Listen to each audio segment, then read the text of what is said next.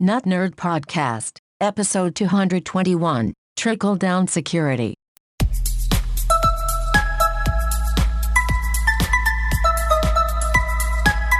Welcome to the Notnerd Podcast. I am Nate Heath, and we are here to help you tech better. Plenty of stuff to talk about today. Here with me, as always, Mr. Dave Baylor.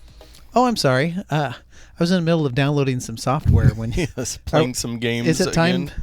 Is it time to do the show now? Oh, I guess we'll get started. All right. So what's going on today? Let's get right into some follow-up. I think I made it our bonus odd take or ridiculous pick of the week a while back. There was the Mirror.co with all the commercials of the huge, basically a TV that's only used as a fitness trainer in your home. And it's a portrait-style TV, yes. So it's turned 90 degrees. And when it's off, it can function as a mirror.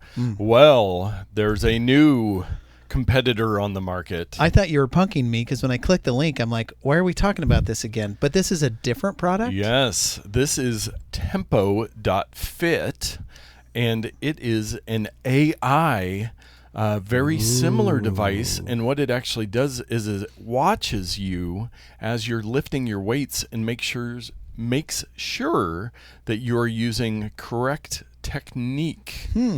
So it can watch you and make sure that you're, not bending your back incorrectly. Well, when I saw the video, I watched their rather long video. It looked like it was doing some type of Face ID stuff where it shoots out some type of depth sensors thing. It looked kind of like an iPhone's depth camera. Is it something like that, or is that just a video? It seems that's the way, and it looks for like your elbows and your different points. I don't know how much programming you have to do to kind of get it set up, but it is. I just scrolled down their very long scrolling website and got to the $55 a month for 36 months. Oof. So and then you can get the growing class library for an additional $39 a month. So $94 a month you can get this device and the growing class library. Interesting. It looked different enough from the other system, and the first thing that I noticed was it's shaped kind of like a wardrobe and kind of like a triangular shape. It's pointy at the top and wider at the base, and in the two little doors is where you store all your weights. Yeah. I don't think the other one came with weights, did it? No. That one was purely just a wall mount. So then you can put your bars on the back, your weights underneath. So it's going to take up more room. But again, what's the price on this thing? You were saying the monthly payments, but so that's what looks like that's what they do is $55 for 36. Yeah, let's do the math. I can't do that in my head.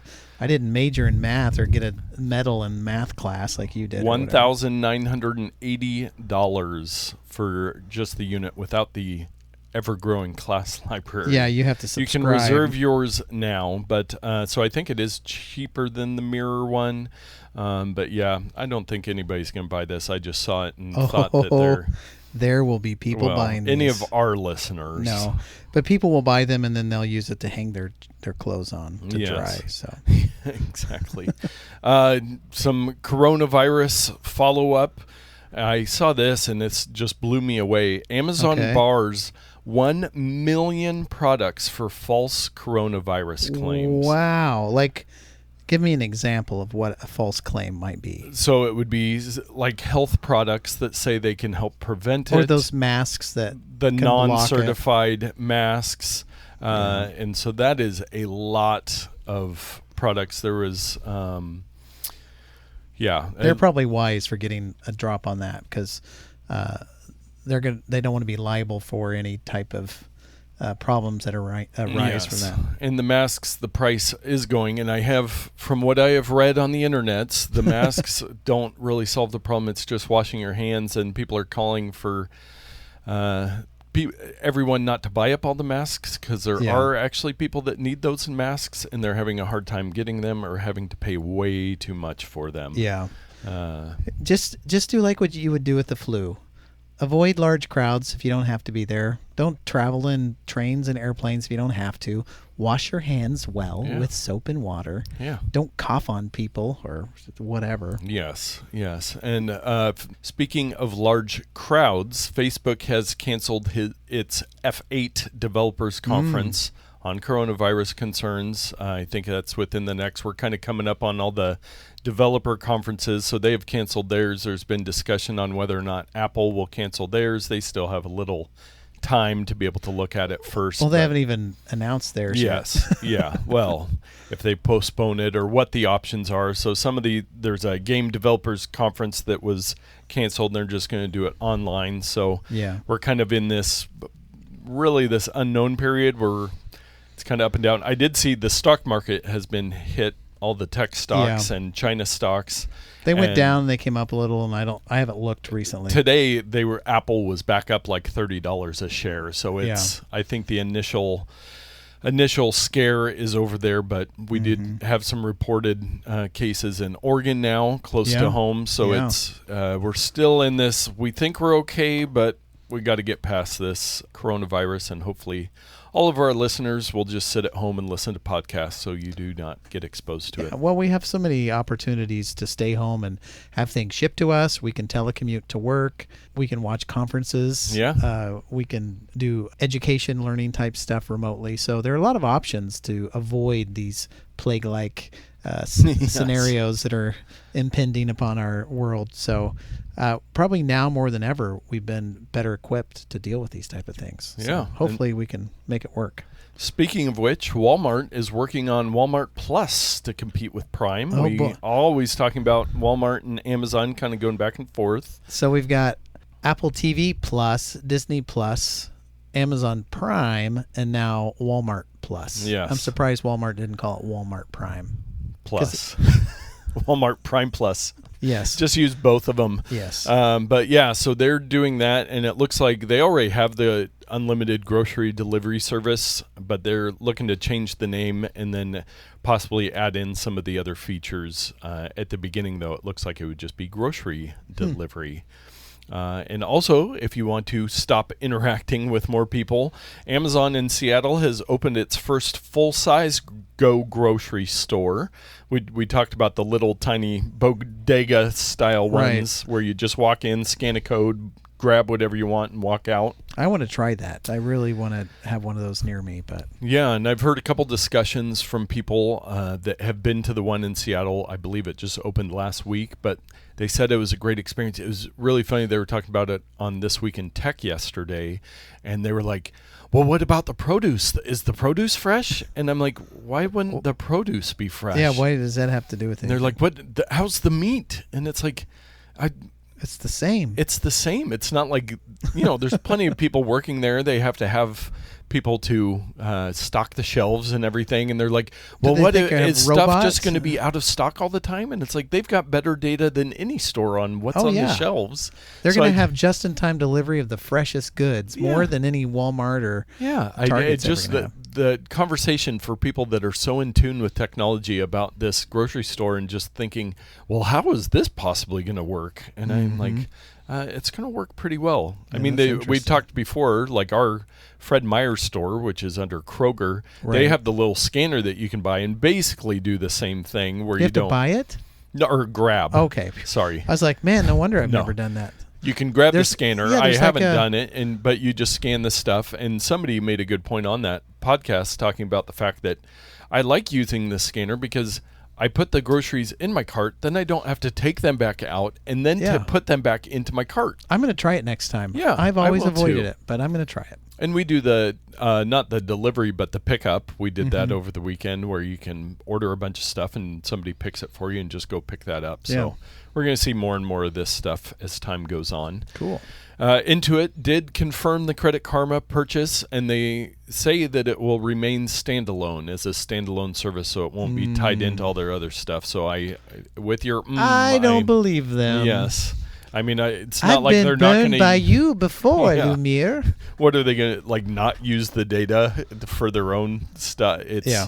But that's what they say in things like this to keep people happier for a little while. Another article, we talked about YouTube and couple weeks ago when Todd was on the show, we were talking about his YouTube channel that was removed. That guy, he posts like 5 videos a day on that thing.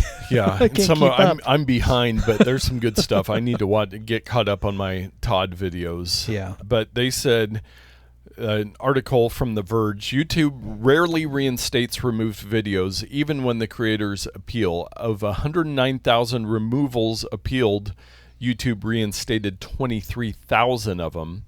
Further on in the article, YouTube says that it removed more than 5 million videos between October 2019 and December 2019. Wow. And so then of those, around 109,000 were appealed, and they reinstated 23,000. But the vast majority of those videos were removed automatically. They don't have to have somebody there watching, but it's copyrighted material, people uploading movies, or very inappropriate material that does not meet YouTube's guidelines. So that's a lot. 5 million videos were removed.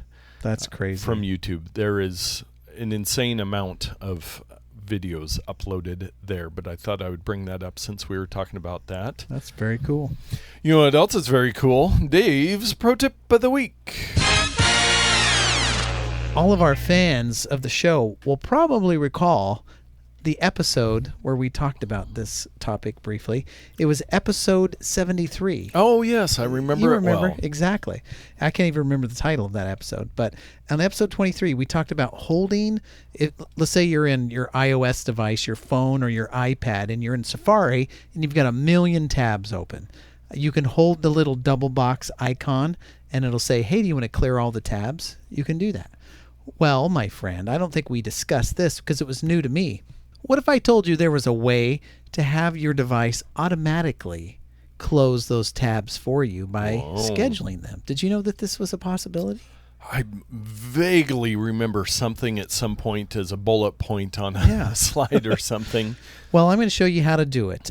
If you go into your iOS device, click on Settings, and then you scroll down to the Safari. Safari has its own settings section. Inside of that section, there is a tabs area, and the bottom option in the tabs area says close tabs. If you tap on that option, you can close tabs manually. That's one at a time or all at the same time. But you can also set them to automatically close after 1 day, 1 week, or 1 month. And so today, I just set mine to the 1 week variable. Yeah. And if I need to go back and look at a tab that I've left open from a couple days ago or whatever, I just go in there.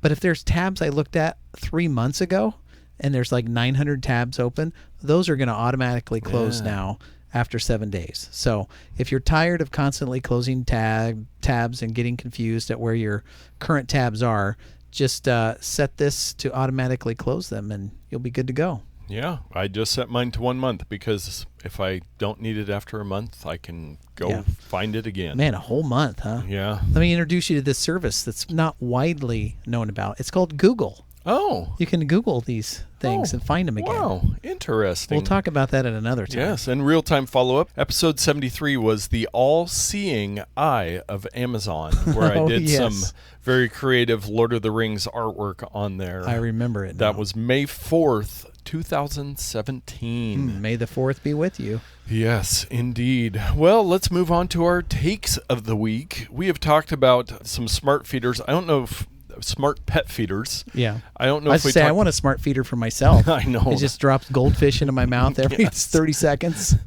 I'm sure there's something out there. But this is PetNet's smart pet feeder system is back after a week-long outage, but customers are still waiting for answers. So this is one of those stories that makes you think maybe all this smart stuff isn't great. If you go on vacation and then their smart pet feeder is offline for a week, that's why I use you to feed my dog while I'm out of town. So this is, without reading this article, they probably have the system in place where you can schedule all this stuff to feed your dog or your cat on different intervals, and it must be reliant upon an internet connection and a server. That is the dumbest thing in the world. Why don't they just make it to where the timer is on the device? Yeah.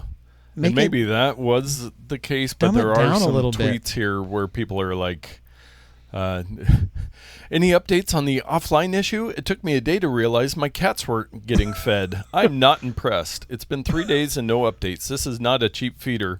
The other one I had supplied a backup in case there was an outage. Updates, please. I'm not impressed with this guy who doesn't know his cats aren't being fed for a day. Like, what Seems like a cat's going to let you know. Yeah.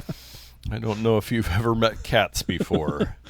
Oh, man, I was just looking up to see. You can buy one now, $130 on Amazon. Well, this isn't a terrible thing. So we have a cat. I know. I don't want it, but we have it. And we do go on an overnight trip occasionally, sometimes 2 nights. It'd be nice to have the little automatic feeder so we don't have to put like 47 bowls of food and water around the house only for the cat to spill it and, cause problems, or to eat all the food in one go and then, be in a coma the whole time. So I like the premise. I don't like that it's dependent upon the server in the cloud that's to feed. This is where you got to really think about this stuff. Yes. But Dave, you could say, Alexa, ask PetNet to feed Mittens 1 cup. So you don't even have to get out of your chair to feed your cat. So the cat comes up to you in your chair and is meowing away. You tell Alexa, because it can't conjugate verbs, the cat can't. And so you tell it to do these things, and then it hears the food tinkling in the bowl, and then the cat runs away. Yeah. I can see this kind of working. Yeah, get rid of less interaction with your cat. Yeah, less cat, the better. So 130, you say. Yeah. And speaking of outages, Nest Cam, another thing that people like to have access to, they had an outage. I think it was just about half a day. And then Google, or Alphabet, Google's parent company, who runs Nest, says it was due to a server upgrade not going as planned. To which get you every time. Yeah, to which I will say, we've been doing this a long time, and I can tell you technology is difficult. It is. Sometimes that stuff's going to happen. But, yeah, all these smart devices, and they are, like you're saying, reliant on the Internet. And if there is an outage for whatever reason, you have problems. This one is lovely government goodness. I don't think there's anything partisan here, so I won't even give you the disclaimer. But the NSA phone program that cost $100 million, phone surveillance, but produced only 2 unique leads. So it ran for a couple years, and it's up for debate on whether it's going to continue. Well, but for $50 million per lead, I mean, what's a lead worth these days? Yes, that's true. And I think maybe even one of those, the FBI already had most of the information. So it would find things, but it was information that the FBI already had. So it's like end world hunger or follow up on 2 leads. Yeah, I could see. Yeah, yeah. So that's a good one. This is an interesting story. I haven't seen any follow-up or any disproof of this, but apparently Apple does not let bad guys have iPhones on screen. Okay, so this is in relation to the Apple TV Plus service that we were talking about. Yes. They make their own shows. Apple's making their own TV shows. And so if you are a villain in one of these programs that Apple produces, you cannot own an iPhone. And it expands to all movies. This is not just, so this was in relation, an interview with Rian Johnson, the Knives Out director. Okay, so this is industry-wide because they own the trademark. Yes. And all that stuff. So they won't let any studio produce movies where the bad guy has an iPhone. On screen, okay, yes. I thought this was just their stuff. No, just their stuff. So a lot of people might not know that in the movie industry and the TV industry that, with all these products, you have to get permission to use them. Now, Apple TV Plus shows, they have a lot of permission. I haven't watched it yet, but the morning show or whatever it is, apparently it's almost egregious how much Apple stuff they use in there. But you have to get permission. Why is there an Apple commercial playing on that TV in the background? Yes. Yeah. And so you'll see like at the end of a TV show that it'll say products used with permission by Apple and whoever else, or if there's something with a ton of Android phones or specific, Surface tablets and stuff like that, there's usually agreements in place. Now, if it's a small company, you might pay the movie studio to say, hey, can you use our products? That would be really great. If you're Apple, you can say, don't use them.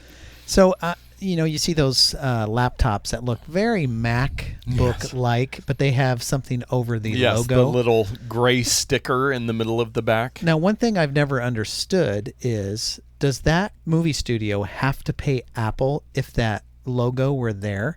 You would think Apple would want the free publicity. So is it Apple saying, don't put our stuff there, or is it the studio saying, unless you pay us, we're not going to advertise your stuff? Yeah. Like, which way? Is it both ways? I don't know. I'm guessing it's probably both ways. With somebody like Apple, they probably just say, we don't think you have the... It's a brand promotional issue. fee. Yeah, so it could... I'm guessing it goes both ways, where either people pay the show to use their stuff, or... the show has to get permission to use those trademarks on their show. If only there was a way to find out. I guess we'll just ponder forever. I'll look through my Safari tabs before they delete, see if I've ever looked it up. Remember that service I was telling you about a minute ago, the Google thing? We should make that a pro tip of the week. Use Google. Maybe we'll do some research on that for next week. We'll follow up on our follow-up. Yes. An interesting little video I found. Somebody was able to get a hold of a brand new in-the-box iPhone 6S. Okay. And they created a video doing this robotic speed test. It's a pretty cool video. They have this robot that presses all the buttons between the two phones. So they did, it's YouTuber Phone Buff. He did a speed test between the iPhone 6S and the iPhone 11 Pro. Now, spoiler alert, the 11 Pro is faster than the 6S. I'm so surprised. Yes, but it was pretty impressive. It ends up being about 2 times faster with all these different tests. They open up different apps, some games. They do a movie export. They do a little photo editing. Pretty I think the big interesting. takeaway from some of the comments here on this article is it's shocking that the 6S is still performing so well after all of these years. Yeah, that is true. But when you look at the improvements, so yes, it's both things at the same time, that the 6S still works well on all these applications that they're using, and it still runs. That's the last one that runs the current version of iOS. Yeah. And then the 11 Pro, how much improvement they have made on things as well. So. Well, and it just goes to show that the performance of these devices is not really an issue anymore. It's more about the cameras, the battery life, all of these other kind of ancillary features away from the main touch device, because they're running the same operating system. They basically can do the same thing. It's just a little bit faster, a little bit better camera, a little bit. So if you want to pay for that, great, but you're not missing out by having an older phone typically. Now, I will say with the caveat, if the battery is shot, you're going to want to replace your battery on an old phone because your performance will be degraded. The battery on my 11 Pro, it's gotten to a point where it is not an issue anymore. Like 90% of the time I make it entirely through the day without plugging my phone in. Yeah. And speaking of performance issues due to batteries, superfan and sometimes contributor man on the street Tyler Eaton shared an article with us today from Business Insider titled, "Apple will pay up to $500 million to end a lawsuit claiming that it intentionally slowed down iPhones." So you and I haven't really had a chance to look through this article, but it sounds like they're going to have to pay because they did intentionally slow down iPhones that had degraded battery performance to prevent your phone from just shutting off. The big mistake here that Apple made was not communicating clearly to owners of those phones. And some people were compelled to purchase new devices because their phones were slowing down and they didn't want to have a bad performance when all they really needed to do was change their battery.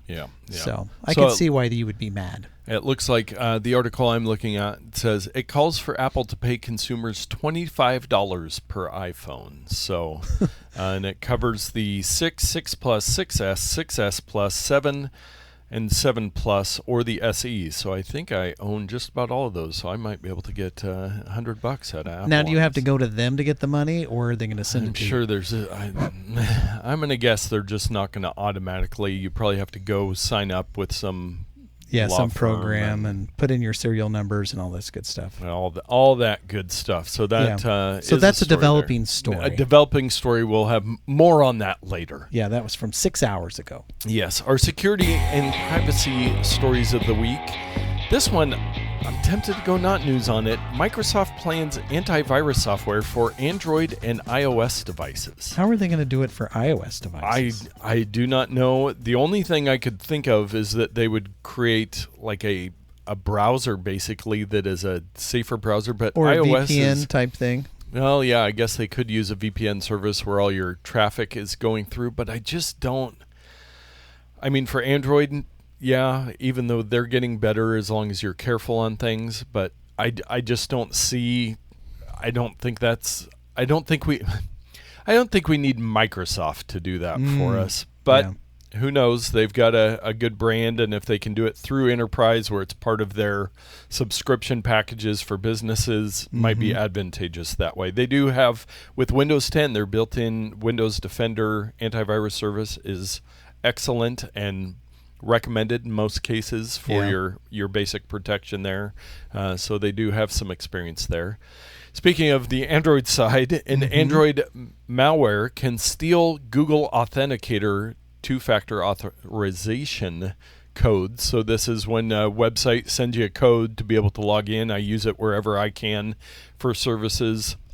But this malware, if installed on your phone, can steal those codes. So if they now have both of your factors. If they have your username and your password, now they also have that 30-second unique code. Yeah, that sounds like a problem waiting to happen for somebody. Yes, so that is no bueno, but hopefully Google will That's get okay that because result. the Android, they'll send out a patch right away, right? Yeah. And your phone will just get the patch. Yes, only for the latest Pixel phones, which nobody actually owns. Yeah, if you're on an older device that you purchased through your carrier, good luck. You'll probably never get an update on this. So time to buy a new phone. Time to buy a new phone. If you use Google Authenticator. Yes.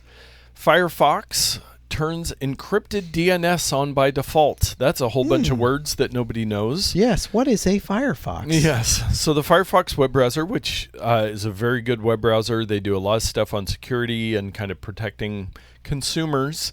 They have turned on encrypted DNS. Now, this is something in my nerd world that I have heard things about. So DNS, domain name service, there's DNS servers all over the world. When you type in a web address, it goes and looks at these servers and then figures out where to point you on the internet. I was kind of falling asleep there. Did you say that DNS stood for domain name server? Domain name, well, DNS, domain name server or service. Yeah, okay. I think the service provided by these servers. I didn't know if you world. said it because, like I said, my eyes were glossing. Yes, it glosses over quickly. But please continue. Yes, so where this is good, and it's something I've kind of talked about before, most websites now that you'll visit, especially that require any important information, are the HTTPS. So people in the middle, like your ISP, let's say you have Comcast Internet at home, you type in chase.com to go to your banking. They cannot see any of the traffic. They can see through DNS that you're going to chase.com, but they can't see anything else. They can see where you're going, but all the information that's going between the 2 points is encrypted and safe. Encrypted and safe. And so, but because of it all being encrypted, Comcast looks at DNS to get all this data from so that they can see where you're going, or somebody doing a man-in-the-middle attack could try to figure out, hey, this person banks with Chase, let's send them a Chase phishing email, this kind of... Or let's send them to a bank's website that looks a lot like Chase, yes, but is not really Chase. That's what a man in the middle might do, is redirect that traffic. Redirect. So encrypted DNS, it actually encrypts between you and the DNS server, so nobody even sees where you're going in between. That's pretty darn slick. Yes. So I think there's a lot of benefit for this. It's not something we will experience in our day-to-day lives, but it will hopefully help things become more secure. Well, I think it's great if you're a politician, you'd want to use something like this, because what happens, you start to run for office and it's like, oh, this person visited these pornographic websites, this person is really into cars, and we hate people who are into cars because we're green or something like that. So all this information that the internet service providers, your ISPs, can log can be used against you. Yes. And so there are arguments on both sides to encrypt this information, or not decrypt it if you're the government, I suppose.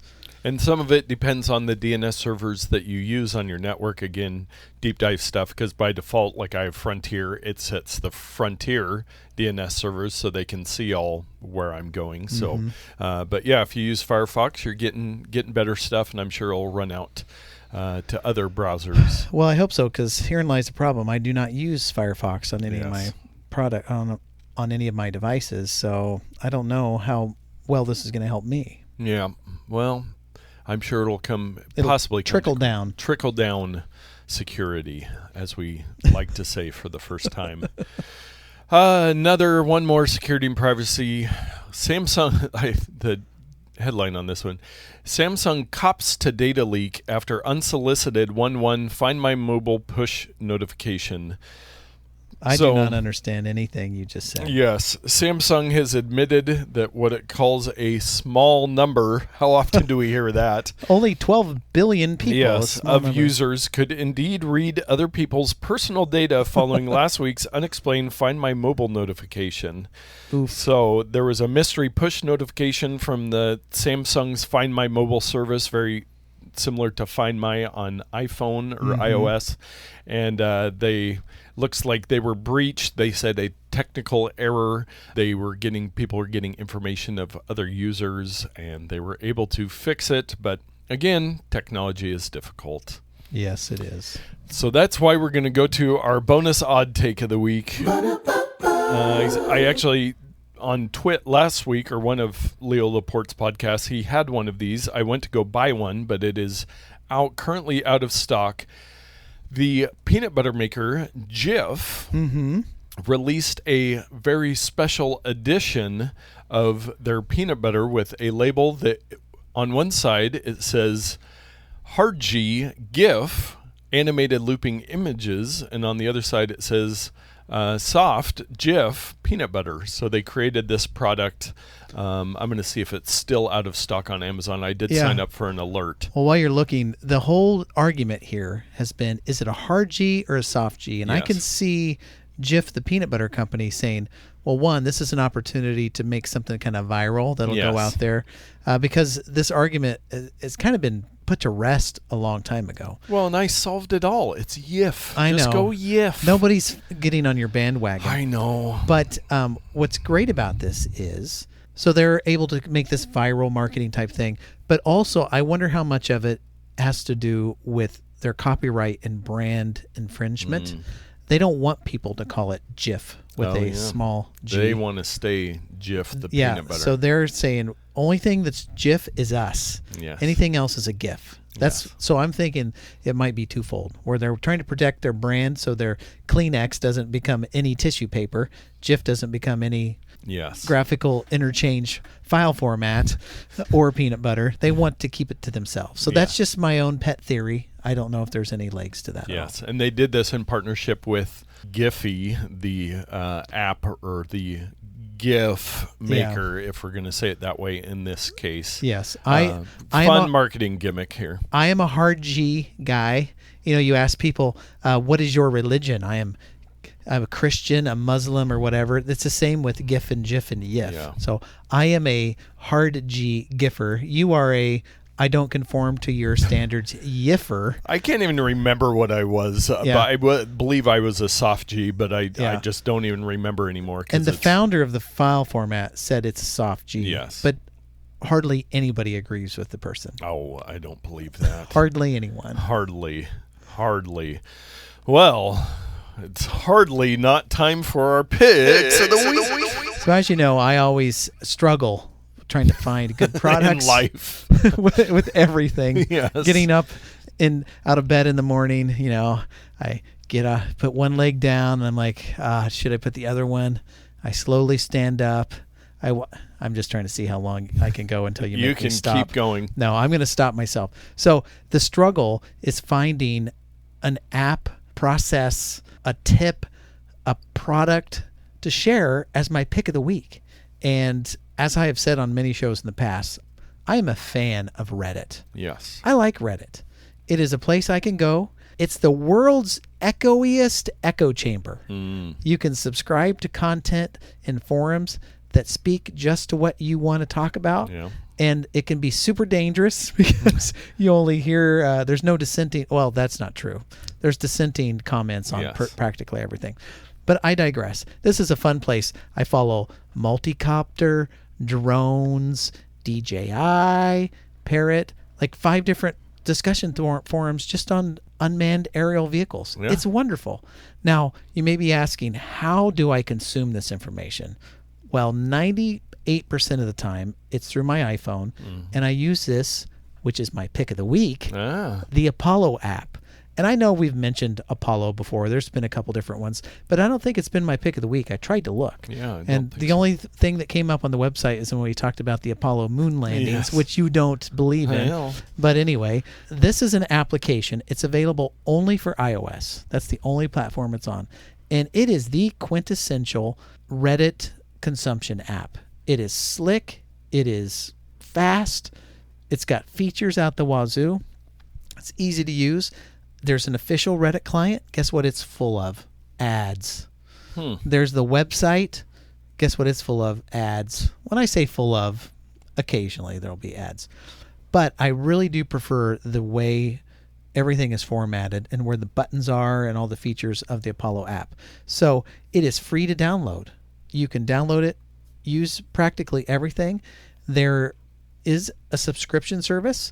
And the reason I wanted to talk about it is because last night I dropped the 99-cent per month subscription, and it is the most pointless, self-serving reason I did this. It was not, I mean, part of it was to give the developer some money. You can buy the application, I think, for $1.99 and use all of its features. But if you subscribe with their Ultra, you can get custom icons that show up on your home screen. So I wasn't really a fan of the icon, and one came across every time they update it, they have new icons. One was just beautiful, and I'm like, I gotta pay. I gotta pay to have the icon.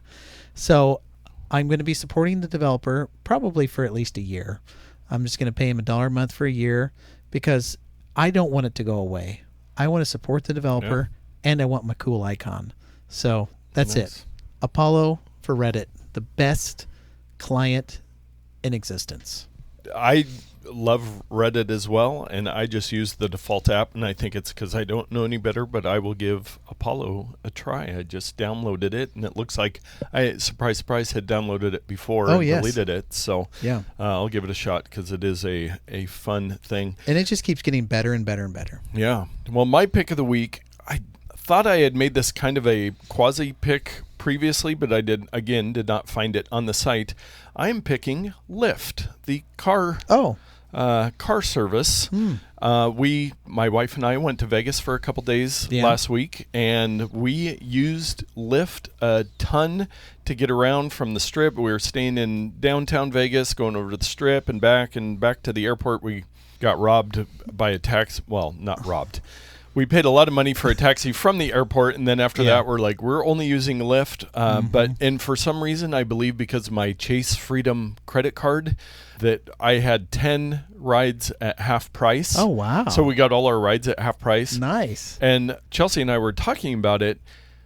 It was one of the side benefits, besides having, a nice ride around on demand, is the fact that all of our drivers were super nice. Yeah. And we learned a little bit about the city from each of them because, strike up a little conversation, talk about, one guy knew everything about the town and the new Raiders stadium and all the hotels being torn down and built up. And so other than that, we didn't have a lot of interaction with people, especially locals. And so while we're taking these Lyft rides, and I just really think now Lyft versus Uber, my experience has been with Lyft. This was actually the first time I have booked a ride myself, but I had ridden with others while traveling who had used it.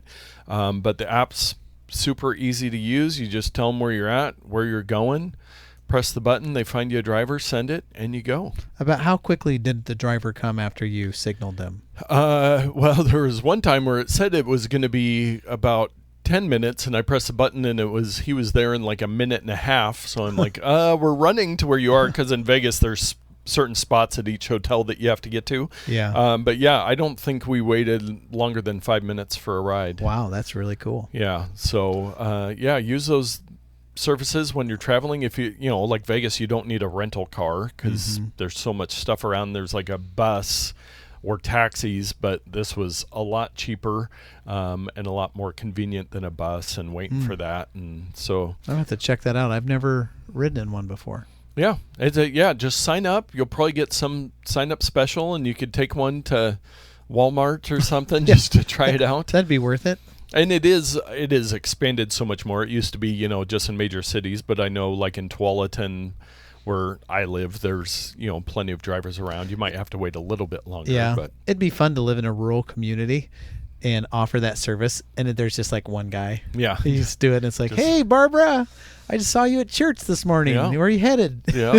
Well, and I know there has been in the past, I forget where we were, in-laws or something, but there was like the lady in town that had a minivan, and everybody knew her number, and it basically was that you would just call her up and she'd come get you. But yeah, that's kind of neat. So Lyft, I recommend it. It seems a little, even talking with the drivers, it seems like Lyft's a little bit better than Uber. They're both still losing tons of money, and Uber's had its share of problems and Uber controversies. Lots of controversy, like sexism and unfair working conditions and tactics and data collecting and all this shady stuff. So yes, but I'm sure Lyft's not perfect either. No, as are none of us. I think that's how you would say that. Well, it is time for our Ramazon purchase of the week. Always perfect. Always perfect. Always perfect. We are part of the Amazon affiliate program, and we put their links everywhere, and then when you use those links, we get a little kickback, and you don't pay anything extra, and you support our show. Yeah, and I forgot to mention when I talked about my Apollo app pick with its subscription that we have a Patreon too, and we always forget to tell people about it. Yeah. You could subscribe to the Notnerd podcast for $1 a month, $2, $1,000 to help support the show. Yes, and there's always a link in the show notes to that, so you can check that out.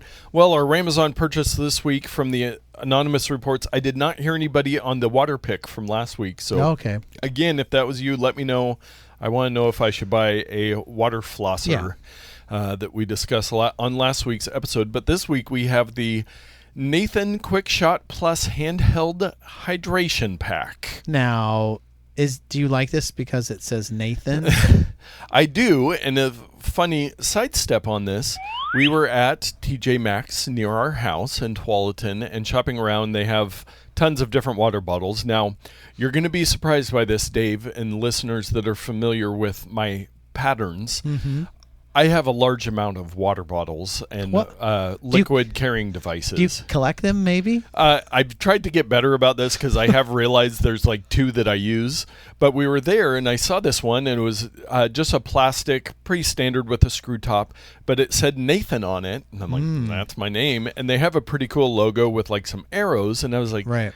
So I asked Chelsea, I go, I got to buy this. And she's like, well, will you get rid of another one? So I think I got rid of some beat up 20-year-old Nalgene bottle that I never used to make room in the cupboard one for in, it. one out. Yes. Rule.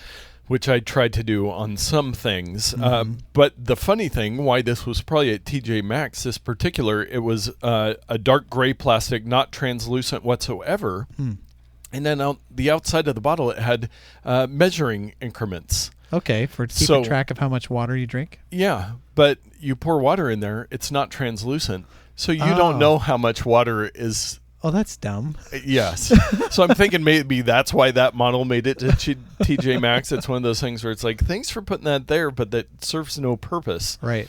So this, back to our product at hand, this looks like this would be a product for a runner, a person who runs. So I assumed it was not yours. No.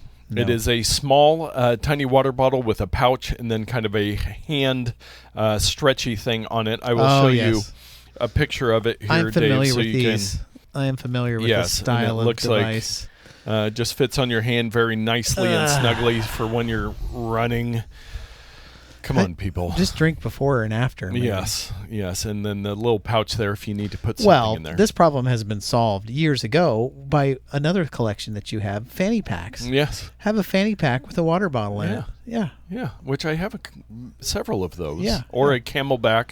Yes. But I have seen runners with these things. It doesn't hold a lot of liquid, it's like so 8 I don't ounces. know I mean, whatever. if you're going on any sort of a serious Well, run. we don't want to be ragging 10 on. ounce. 10 we don't want to ounce. rag on No. one of our supporters. Yes. I'm sure it was a very needed item. Yes, but yes. We'd love to hear your use case. It looks like Yeah. they have different sizes. This one's 10 ounce. It's 4 inches high by 3.5 inches wide. Dave, what would you pay for this? This may be too low, but this is like a $6.99 product. $13.77. See, I was hoping it wouldn't be that much, so I didn't pick a plus 10 Yeah. price because it's just a plastic thing with a neoprene handle. Yeah. Basically. Yeah. Okay. But I guess you're paying for that Nathan brand. I guess the brand is probably Yes, awesome. and they do have several colors available. The one that I believe was purchased was a bright yellow, so for a little safety as you're out there running. And some of the colors are more expensive, $19.95. It's bright yellow, but covered in black neoprene. Yes. $24.68 for the rarer colors. Oh man, you can pay so much for these things. Do they have hot pink? They do have hot pink at Yeah. $16.05. Oof. And the purple one is $20 as well. So course. anyways, keep shopping on Amazon. We love Yeah. finding fun little purchases in there and talking about them on the podcast. Drink that water. Yes, with that, we are going to wrap up the podcast. Tell a friend. hey, I leave have- us a review. I have to say, on Reddit, there's a subreddit, Hydro Homies. So this Oh. person could subscribe to Hydro Homies. Yes, there you go. Yes, Reddit. There's a subreddit for everyone. Yes. Everyone. Okay, well now we Yeah. will wrap up the show. Tell a friend if they just like to know about technology, even if they don't like to know about technology, you need to know about technology Yeah. these days. Go to our Patreon, check out our website, look around YouTube. We've got videos there. There's all kinds of stuff that we try to do to help you guys out so that you can get out there and tech better.